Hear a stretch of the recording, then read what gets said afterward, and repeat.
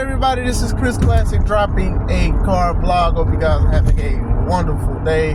Nobody tells you, remember that God loves you, Christ loves you, and I love you. Remember, that love is real. You know what I'm saying? I know a lot of people debate what love is, and love is not supposed to be this, and love is not supposed to be that. But in the Word, God is love. And God is love, God is discipline, God is sacrifice, God is forgiveness, mercy, grace. A lot of things is under that.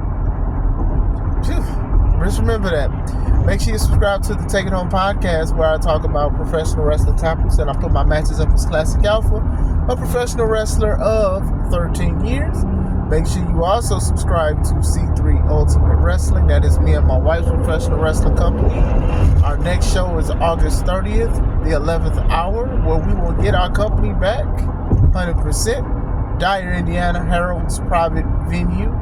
Make sure you get your tickets now on Eventbrite. They are $5 off. They'll be $5 more at the door. Bars. I wanted to talk about Jade Cargill. The storm is coming. A storm is coming. The storm has been in WWE since 2023. Now, you guys know that I am a big fan of Jade Cargill, especially when she debuted in AEW because of the look that she had. And I do think that she had a big presence. I think what made her stick out, besides her height and her muscles and her beauty, was that she had charisma. You know what I'm saying? She might not have been like the best person on the microphone, but she had a personality. She had charisma. She had pizzazz, machismo. And that made her stand out against a lot of the other female competitors, because a lot of the women over there, especially at that time, they can wrestle. They can wrestle 30, 40, 50 minutes, but it just seemed like they could not speak that well on the microphone, or it was just like short and sweet. You know, I think that's why wrestlers like Britt Baker was considered a face of the company and a pillar in AEW, because she was great on the microphone. She can cut a promo for 10, 15 minutes and stuff like that, and nothing to take away from her, but she really was solid on the microphone. And then, you know, eventually some of the people started paying attention more to her matches, because I do think that people was infatuated with AEW at one point, because they did want a new alternative to wrestling. And, you know, unfortunately, more people started paying attention to certain things after that infatuation phase go out. That's why you got to be careful who you date. Sidebar, no random. Anyway, still, you know, she was the TBS champion, the first one, and she had the longest reign as that champion and as a champion period in AEW and stuff like that. And I've been very vocal about her skills. I did say she improved, and I also felt that they gave her a ceiling, right? They gave her a ceiling with that TBS championship. You know, they did the baddie section where it was like, hey, if you're a baddie, you want to be a part of the group and sit with people at wrestling, and some women would apply and stuff like that. I think the thing is, you want more women to look at wrestling as well. So when you have a woman like that, who I do feel like a lot of women would say is the epitome of a dominant woman, and I'm not saying relationship-wise, but a strong woman that's feminine at the same time and stuff like that. We've seen it a lot of times in wrestling where if a woman has like a lot of muscles and a six-pack, you know, she's more masculine, has more of a masculine vibe and stuff like that, you know. And, you know, I think women like Bianca and Jade and even Naomi at one point, six-pack, washboard abs and stuff like that, they're showing that you can be soft and have a great body, right? So I do think that AEW, they gave her a platform, and I feel like she had a ceiling both ways. I do think that AEW did not want her to be a women's champion, and then at the same time, I do think that she was safe with the wrestling skills that she had, and I did feel like she wasn't going to grow past AEW with certain things. I did feel like that. I said the only way she will improve is if she wants to improve, but sometimes people are happy with where they're at, and I think a lot of wrestlers there at AEW are, because some people have been there since its inception. I don't think they have improved much. They've been stagnant. They haven't improved and stuff. And I've also said that if she did go to WWE, that it's going to be different. She's going to have to put more of an effort. And I'm not saying that she didn't put an effort in AEW at all, but it's going to be It's a different game. It's a more busy schedule. It's more traveling. It's more PR. It's more a whole bunch of things with that. And I felt that she probably was going to take L's. She got signed in 2023. It was a big deal. We looked at it. We was happy. We looked at pictures of her training at the Performance Center. We seen the video of her walking into the Performance Center.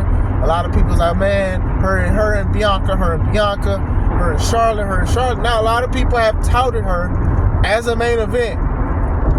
And a lot of people knew she wasn't ready. Heck, she would say she was green and she wasn't. She's green like money and stuff. And I used to hate that because as a wrestler, you're not supposed to say you need some work. You're just not supposed to, you know. It could be obvious, but you're not supposed to say you need some work, you know. But still, that's just the way of social media and stuff like that. So, you know, she showed up at the Royal Rumble.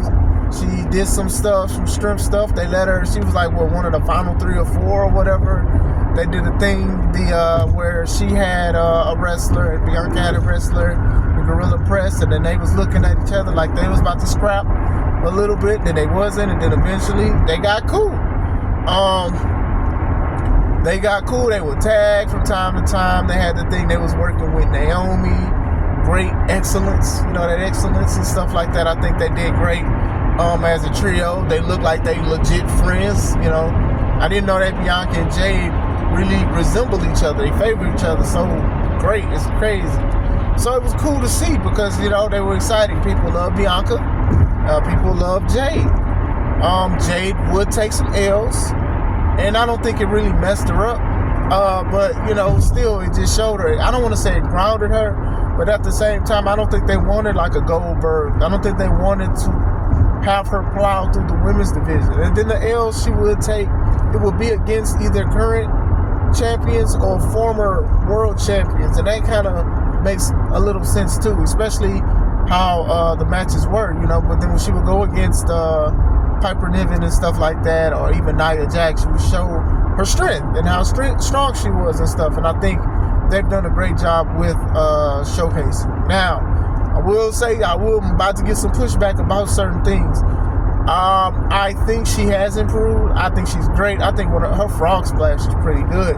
But obviously, we see that they are still protecting her from certain things in certain matches. It's not in cage matches. She wasn't in War Games. It's not Hell in a Cell matches. She wasn't in the Money in the Bank qualifier and stuff like that. She's not in these matches that require a little more, let's say, grit, right? Something where she can get hurt. Not, you know, women, you know, they're doing what the men's doing now. You know, she's not in a lot of matches. She's not in a lot of these more dangerous matches. You know, she's still doing, you know, triple threats and singles and stuff. She's winning some and she's losing some. So I do think that is slightly alarming to me when I'm looking at that, when she's not in the Money in the Bank, when, you know, she looks like money. You know what I'm saying? She should be in those kind of matches, you would think, especially being almost 2 years into the company. But maybe she didn't want to do it. I don't know. You know what I'm saying? But she's not in these kind of matches or whatever like that to like really see the test of what can she do with ladders and stuff like that and certain things. I know she's hit Nia with chair and stuff like that or whatever. And I've seen her. I remember one time, like, you know, she did like a chair shot in AEW, and I remember people talked about that and they didn't let her live after that situation. So that is something, you know. She is a 2-time women's tag champ with Bianca. I really wish they would have kept them on them a little longer. They could have did like female Road Warrior style, like just being unstoppable.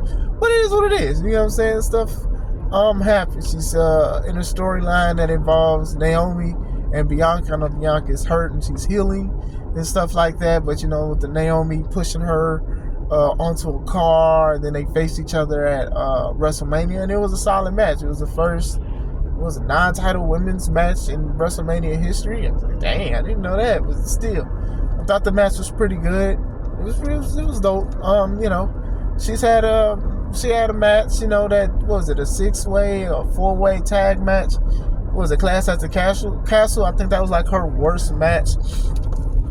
And I think a lot of people went in on her because she did slip on the springboard, and then it did look like Shayna had tapped her out in the video. It looked like she tapped or whatever like that. And, you know, a lot of people was upset with that, and a lot of people was like, oh, well, it's a waste of time. It's a waste of time. I was like, you know what? Hey, man, I'm sure she knows that she could have did better and stuff like that. You know, wrestlers mess up.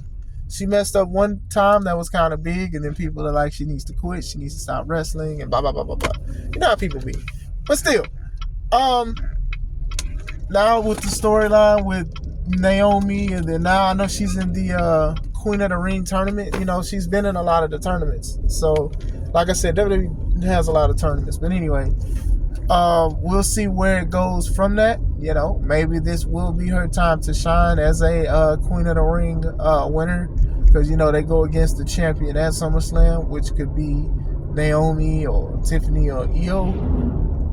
We'll see. Wow, we'll see. Usually, maybe the Queen of the Ring and King of the Ring is for the respective title that they're the show they're wrestling on. I don't know, but still, what do I think as a whole in WWE? Her as you know, her wrestling in WWE. It's been decent. Like I said, it's been decent. I do think that we all knew that it was a different monster for her to slay. As far as scheduling, appearances, and showing up and stuff like that. She still has her social media presence, showing stuff, and you know, the modeling things and all of that stuff. I think she's there. You know what I'm saying? I do think that they still see a lot of potential in her. I do feel like she has done enough to where they want to keep her. They obviously see something in her, and they may be preserving her for something so big and something so massive. Or maybe they're just trying to see where she's going to fit in. Like I said, she doesn't wrestle every week. A lot of wrestlers don't wrestle every week, but still, it's just the investment that they had in her, and they, you know, have.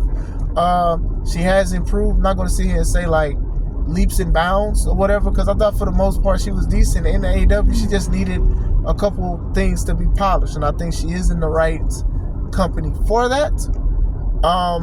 Like I said, I do want to reserve a little bit more of what I want to say until after this Queen of the Ring tournament, because I want to see if she is going to win it.